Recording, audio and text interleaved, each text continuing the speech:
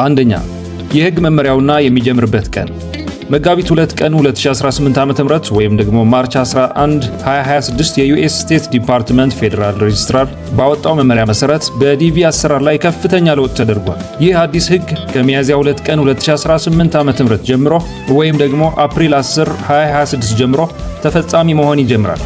ዋናው ዓላማው ማጭበርበርን ወይም ደግሞ ፍራውድን ለመከላከልና አሰራሩን ይበልጥ ግልጽ ለማድረግ ነው።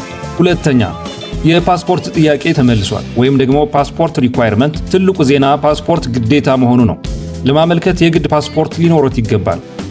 ፓስፖርት ለማን ለሚለው ጥያቄ ለዋናው አመልካች ወይም ደግሞ ሜይን አፕሊካንት ብቻ ነው። ባለቤቱ ወይም ልጆቹ ፓስፖርት ባይኖራቸው ችግር የለውም ማለት ነው።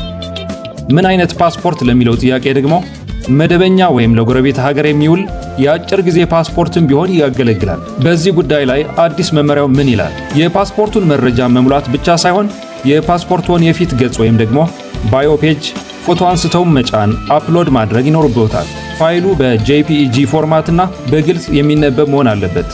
ሶስተኛ $1 ክፍያ ወይም ደግሞ አፕሊኬሽን ፊ። ሌላው አዲስ ነገር $1 ክፍያ ስርዓት ነው። ይህ ክፍያ የሚፈጸመው በፔይጋቭ በኩል ብቻ ሲሆን ቪዛ ካርድ ወይም ደግሞ ማስተር ካርድ ወይም ደግሞ ፔይፓል በመጠቀም መክፈል ይቻላል። ይህ የሚደረገው ዝም ብሎ በሰው ስም በዘፈቀደ የሚሞሉ ሰዎችን ለመቀነስ ነው። አራተኛ 2 ዕድሎች በአንድ ዓመት። ይህ ዓመት ልዩ ነው፣ ምክንያቱም 2 የዲቪ ዕድሎች ሊኖሩ ይችላሉ። አንደኛው አሁን ከሚያዝያ በኋላ የሚጀምረው ዲቪ 2027 ሲሆን ሁለተኛው ደግሞ እንደተለመደው በመስከረም ወይም ደግሞ ጥቅምት ወር የሚጀምረው ዲቪ 2028 ነው። ዲቪ 2027 ከፍተኛ ማስጠንቀቂያ ይዞ መጥቷል። ይህም አሁን ለዲቪ 2027 የተጠቀሙበትን ፎቶ ለዲቪ 2028 በድጋሚ መጠቀም አይችሉም፣ አዲስ ፎቶ መነሳት አለባቸው የሚል ነው። እንግዲህ ፓስፖርታችሁን አዘጋጁ፣ ፎቶአችሁን ተነሱ።